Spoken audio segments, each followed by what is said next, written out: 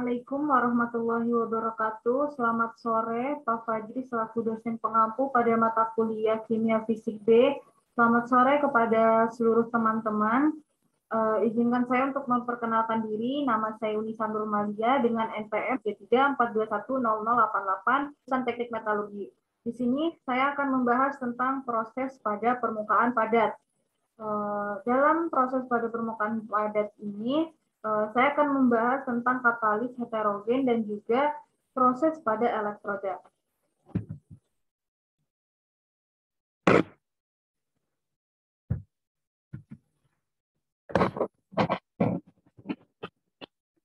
Katalis heterogen adalah katalis dalam fase berbeda dari reaktan dan produknya. Jadi jika suatu reaktan yang digunakan itu berfasa zat cair atau gas, maka katalis heterogennya itu akan berfasa padat. Contohnya itu katalis padat berbasis besi untuk reaksi hidrogen dan nitrogen untuk membentuk amonia. Kemudian ada mekanisme katalis heterogen. Secara umum, mekanisme katalis heterogen ini ada 6, yaitu yang pertama, difusi molekul reaktan ke permukaan katalis, yang kedua, absorpsi pada reaktan permukaan katalis, yang ketiga, reaksi difusi reaktan pada permukaan katalis, yang keempat, reaksi dalam lapisan absorpsi, yang kelima, desorpsi produk reaksi pada permukaan katalis, dan yang keenam, abfusi pada produk keluar dari permukaan katalis. Pada mekanisme katalis heterogen ini, terdapat reaksi unimolekular, yaitu reaksi yang dikatalisis permukaan adalah reaksi di mana molekul ini terabsorpsi mengalami dekomposisi pada permukaannya. Hukum lajunya itu dapat ditulis dalam bentuk isoterm. Absorpsinya itu jika diasumsikan bahwa lajunya itu sebanding dengan luas permukaan cakupannya. Misalnya, jika cakupan pecahan itu diberikan oleh isoterm Langmuir, maka tetanya itu sama dengan AP per 1 plus AP. Lajunya itu adalah V sama dengan KR theta sama dengan KR AP per 1 plus AP. Di mana P-nya ini adalah tekanan zat penyerap. Kemudian ada mekanisme Langmuir-Hinshelwood atau mekanisme LH.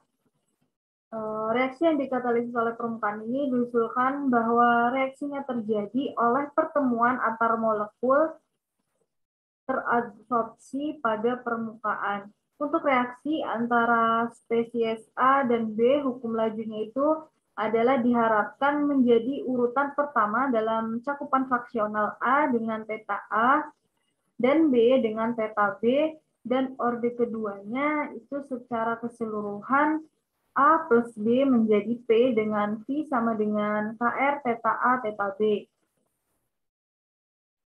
Contoh reaksi yang diperkirakan berlangsung dengan mekanisme LH ini adalah oksidasi katalitik CO menjadi CO2.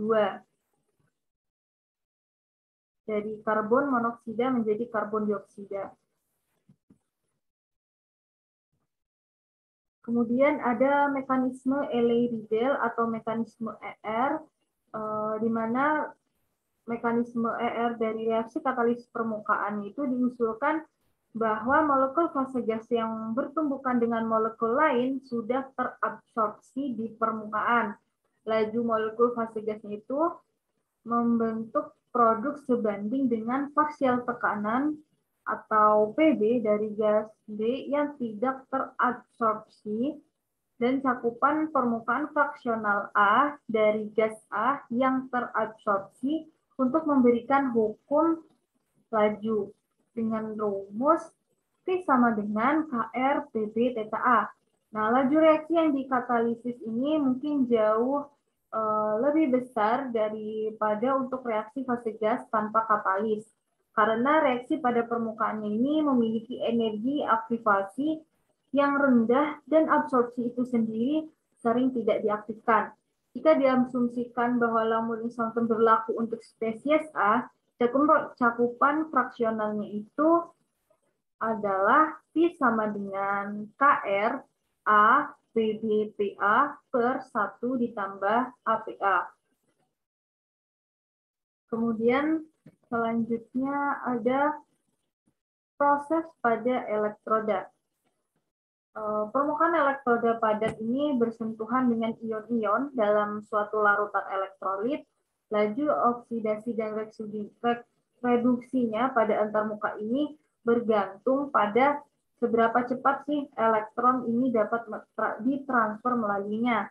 Dalam proses elektroda ini ada 5 bahasan yang akan kita bahas, yaitu yang pertama ada elektroda, solusi antarmuka, di mana elektroda yang kontak dengan larutan elektrolit ini memperoleh muatan sebagai terlepasnya atom-atom ke larutan sebagai kation, meninggalkan muatan negatif, atau sebagai akibat dari ion menjadi melekat pada permukaan. Sebagai elektroda yang bermuatan, perbedaan potensial listrik itu akan berkembang ke seluruh permukaan dan membuat proses itu menjadi lebih sulit. Misalnya, jika muatan itu muncul dan lepas dari atom sebagai kation, maka akan meningkatnya muatan negatif pada elektron, membuat lebih tidak menguntungkan bagi si kationnya ini untuk pergi atau mempersulitnya. Akhirnya keseimbangan yang tercapai dengan perbedaan potensial yang khas antara elektroda dan larutan. Kemudian yang kedua ada kepadatan arus elektroda atau density current, di mana arus listriknya ini dalam bentuk ampere atau dengan simbol A yang mengalir melalui daerah elektroda yang dibagi dengan luas si wilayahnya ini dalam meter persegi. Kemudian ada juga istilah arus, itu adalah laju aliran muatan yang kepadatannya itu 1 ampere centimeter mewakili aliran sekitar 10 mol elektron per detik per centimeter persegi. Kemudian juga ada densitas arus adalah ukuran laju proses transfer elektron yang terjadi pada elektroda. Kemudian yang selanjutnya ada voltametri. Voltametri merupakan metode elektrokimia yang mengamati perubahan arus dan potensial. Prinsip dasar dari voltametri sendiri itu adalah pengukuran arus sebagai fungsi dari potensial yang diterapkan ketika terjadi polarisasi indikator elektroda dengan memvariasikan potensial sehingga analitnya ini mengalami reaksi oksidasi reduksi. Kemudian yang keempat ada elektrolisis. Elektrolisis ini adalah penguraian suatu elektrolit oleh arus listrik pada sel elektrolisis. Nah, reaksi kimia ini akan terjadi jika arus listrik yang dialirkannya itu melalui larutan elektrolit, itu energi listrik ini akan diubah menjadi energi kimia. Elektrolisis juga dapat terjadi ketika aliran arus listriknya ini melalui senyawa ionik dan mengalami reaksi kimia. Larutan elektrolit dapat menghantarkan listrik. Mengapa? Karena mengandung ion-ion yang dapat bergerak bebas. Ion-ion tersebut yang dapat menghantarkan arus listrik menjadi larutan. Kemudian yang terakhir ada sel galvanik. Sel galvani atau yang biasa dikenal atau yang biasa disebut juga dengan sel volta, ini merupakan suatu sel elektrokimia yang dinamainya itu sesuai dengan nama penemunya, yaitu ada Luigi Galvani dan ada Alessandro Guiseppe Volta. Nah, elektrokimia ini adalah reaksi sel elektrokimia ini adalah reaksi kimia yang di dalamnya terjadi transport elektron sehingga reaksi kimianya ini dapat menghasilkan listrik. Nah, sel volta atau sel galvan ini terdiri atas elektroda tempat berlangsungnya reaksi oksidasi yang disebut dengan anoda atau elektroda negatif dan tempat berlangsungnya reaksi reduksi yang disebut dengan katoda atau elektroda positif. Jadi anoda itu adalah tempat berlangsungnya reaksi oksidasi, sedangkan katoda itu adalah tempat berlangsungnya reaksi reduksi. Sekian, mungkin itu saja yang dapat saya sampaikan. Kurang lebihnya mohon maaf.